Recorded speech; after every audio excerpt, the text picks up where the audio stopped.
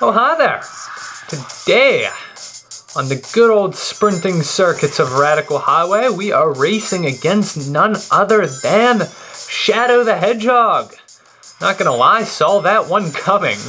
If he wasn't a boss in this game, I would have actually been highly shocked, because Shadow has always kind of been a more favorite of the series. Nevertheless, this is a racing one, and you know I'm not fond of the racing ones. I'm not particularly good at them. Nevertheless, Shadow is quite an interesting boss to face against, and he actually does cause you a lot of issues. He likes to charge you and uses good old chaos control, so be ready for that. Other than that, I mean, it is a pretty linear, straightforward path. You are in the controls of modern Sonic for this one, not like the last time where we were playing with classic Sonic. I'm not sure why they did that. I'm kind of shocked that you do play with modern Sonic for both bosses here, but that's the way they decide to do it. So, boost a lot, and that is your boss. I think the time for Shadow is about 110 for S rank. Yeah, give or take. I was a little bit worried about that one, but I had a lot of rings, so that helped. And then it is time for the Biolizard. Nice beasted Biolizard thingy. Not gonna lie. How many bosses are there? There's like 7, I think. Out of all 7 bosses, this one's just blah. I don't care for it. I know I don't really care for the races, but even the races still feel cool in their own right.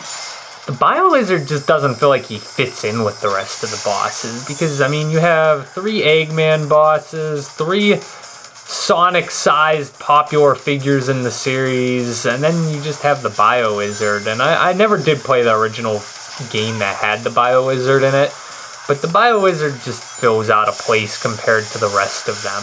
And that's my personal opinion. Maybe it's because I don't really understand the history behind the Biolizard, but he feels out of place. Nevertheless, the boss itself is like all modern Sonic bosses. It takes 8 hits to kill. This is a long boss fight. It's very drawn out. Takes a lot of just moving. You have to wait till he quits moving, puts his head down, because that's one of those things it just feels like a Mario game where Bowser sticks a switch in the middle of nowhere. Why would he put his head down if that's his weak spot? Nevertheless, about 3 things in, he'll start spewing stuff at you. And then the goal is to hit his head, slide up the rail, hit the center core.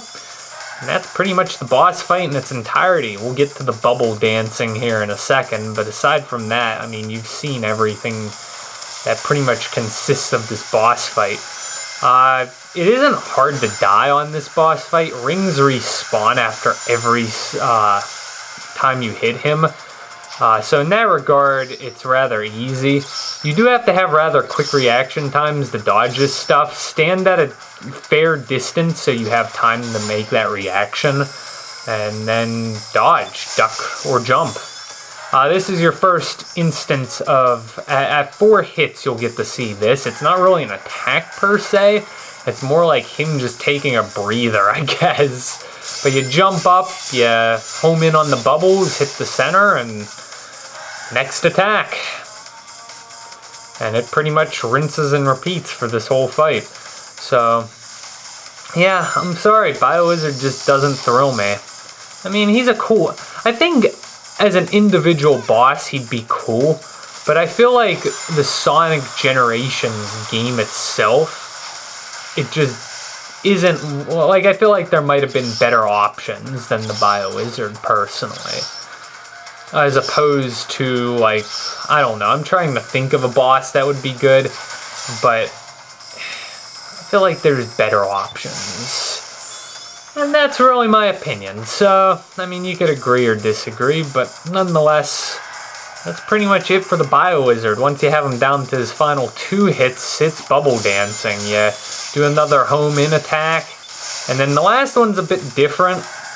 It's like a weird gravitational effect I don't understand how this works, and again, that might be just because I don't know the Biolizard's original game or purpose, but you basically just float your way up, and that's how the Biolizard works. And once you float your way up, dodging the bubbles, hit the center, and down he goes.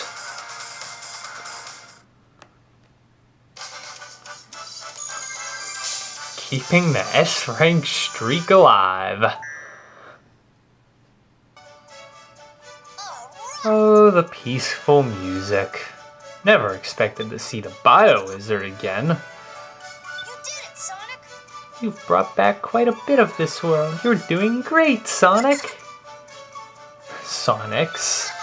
Even though classic Sonic didn't fight Shadow, which I still don't really understand why they did that, but nevertheless. You would think that they would have like one boss for classic and one for modern. That's why it just seems weird to me. Chaos Emerald picture. That's a Chaos Emerald. No kidding.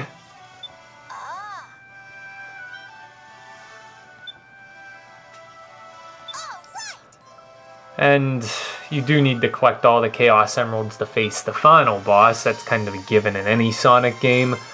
I mean, the Chaos Emeralds in this game really aren't that bad. Like, my first Sonic game was Sonic Advance 3. Oh my goodness, that was so painful getting all the emeralds in that game. So this game really isn't that bad. You have no excuse for not picking up all 7. That's a great idea. Sounds awesome, Tails. Oh, yeah. New running shoes.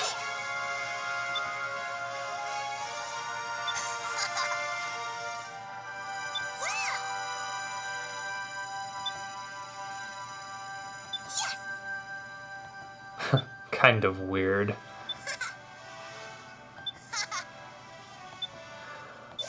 Well, that is pretty much that. Oh, yeah. Next 2 stages are very modern ones from Sonic Rush and Sonic Colors. We're going to be heading off to the, what's it called? I forget its name. The Water Palace and Tropical Resort. So that's pretty much that. Thank you, and good night. You'll regret this.